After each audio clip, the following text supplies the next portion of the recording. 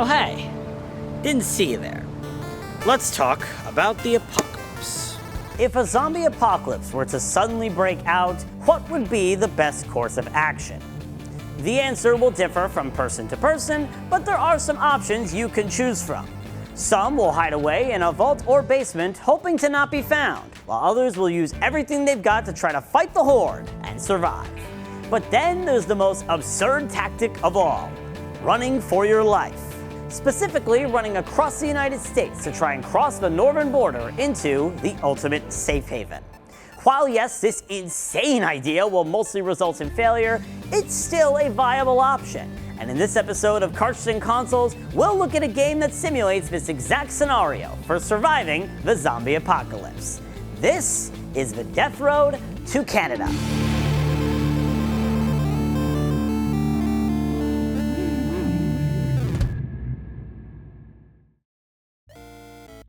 Death Road to Canada was the first PC game developed by Rocket Cat Games and first released in 2016, before being ported to mobile devices and home consoles in the 2 years after.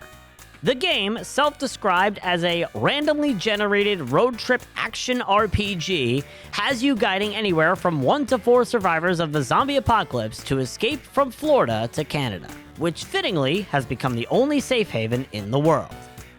Probably thanks to maple syrup. On this journey, you'll encounter a number of randomly generated events where your decision can make or break your road trip to Canada. These decisions are mainly impacted by 10 stats each character on your journey has, all of which are discovered and will fluctuate at any given time across the journey. You'll also encounter siege events, where you are forced to survive a horde of zombies for a set amount of time, and looting events, where you willingly enter the fray to gather supplies at abandoned houses or stores. Of course, you'll need to collect these supplies to ensure your success. From gas for your vehicle, rations to keep yourself sane, health kits to heal wounds you sustain, or even weapons and ammunition to fend off the horde, you'll need every bit of supply you can as you journey up to Canada.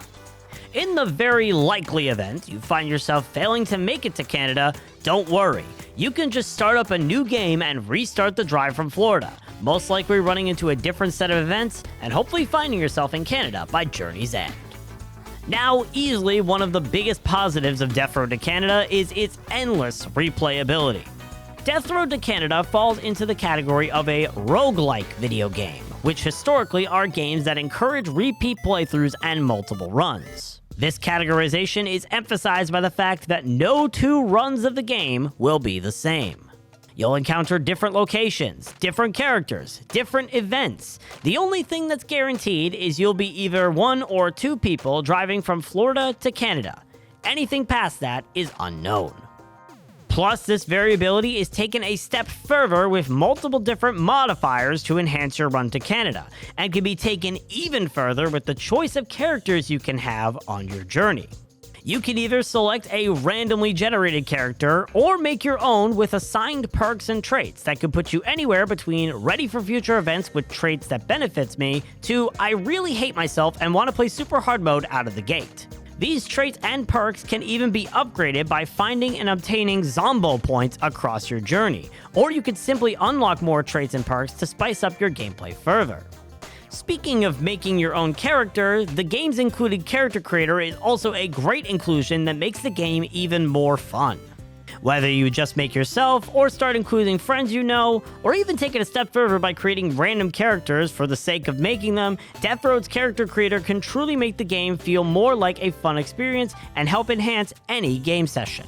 You even have the possibility of running into these custom characters on your journey to Canada, and being able to recruit them to your squad, a possibility that can be made significantly higher with a modifier that only pulls characters from your custom character list. The gameplay of Death Road to Canada, however, is by far the best thing about the game. While there are points where it can feel challenging, and the spirit of RNGesus may not be on your side, it never truly feels unfair. Plus, the gameplay itself can be very fun at times, whether that involves navigating through areas and collecting loot while fending off zombies, or being able to select the correct option during pop-up events while driving.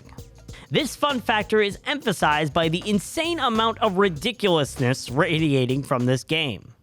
From dumb weapons like an air horn or the strongest hockey stick known to man, to silly conversations you'll encounter almost everywhere on the journey, to even ridiculous events that truly had me losing my mind at how insane this game is, it's abundantly clear absolutely nothing in this game is meant to be taken seriously, which makes it all the more enjoyable and memorable. There are even some fun Easter eggs in the game you can encounter, especially with some characters you can recruit being clear references to famous game series like The Legend of Zelda and Final Fantasy, which help add on to the witty dialogue and the fun factor Death Road has. And of course, I would be remiss if I didn't mention the game's amazing chiptune soundtrack from Joey Grady, which will almost certainly have you jamming out as you make a run for Canada. Also, this soundtrack is available for a measly fee of $6 on Bandcamp if you really dig it. However, with all of these great things about the game, there are some minor negatives that I can pinpoint from my personal experience. For one, unless you get really lucky with the random characters you run into, you're very likely going to have rough skill set luck when traveling to Canada. This can be circumventable by creating custom characters which you can just use on repeat playthroughs, constantly improving their skills over the course of multiple runs, but in a way, it kind of puts a lot of emphasis on using the character creator to find an advantage. Now, I realize this is a small nitpick, and that the point of a roguelike game like Death Road is to encourage repeat playthroughs, but it feels a little discouraging for people not willing to make custom characters being told that in order to have a higher chance of completing a run, custom characters are somewhat necessary. Another minor issue I have is with the controls in the game. Now, I actually own 2 different copies of this game, one on PC and one on console with the Nintendo Switch, and I personally see benefits and negatives to both when it comes to controls. From what I gathered, playing on PC with a keyboard and mouse, which this game was initially made for, is better for navigating the menus, but the action segments feel more clunky because of the initial key layout. Meanwhile, on console, which is my personal preferred method, these action segments feel more like a breeze when using a controller, but the menu interface can come off as a bit clunky. Now sure, the game isn't necessarily bad in these regards, but it still takes some getting used to depending on which platform is your preference. I also feel like the general controls in the action segments definitely can be improved, even if just slightly. It feels like sometimes in an attempt to hit a zombie with a melee weapon, you need to hit it in a very specific spot, and by far one of the biggest things I still can't used to is the wall and building hitboxes, which is most apparent when a tall building extends into the street, and thus the hitbox extends with it. Again, these are all pretty small nitpicks, but they are parts of the game that did unfortunately hinder my personal experience as a whole. In summary, Death Road to Canada is an incredibly fun game that truly encapsulates the absolute insanity of trying to escape the zombie apocalypse in a cross-country road trip. The constant amount of variability in terms of what can happen with each run you start makes the game feel almost always wholly unique, meaning there's a near constant feeling of replayability even after crossing the border. It also helps that, whether you rely on random strangers or friends you create in game, every single run will be jam-packed with entertaining gameplay, feel-good moments, and maybe even some events that are in the dictionary under utter tomfoolery. While there are some minor issues that I personally found with the game, it doesn't mean it shouldn't be considered a must-have for anyone looking for a fun time, especially if you're into escaping the zombie apocalypse in the most absurd of ways. Death Road to Canada, the randomly generated road trip action RPG, gets my personal rating of 9 cartridges out of 10.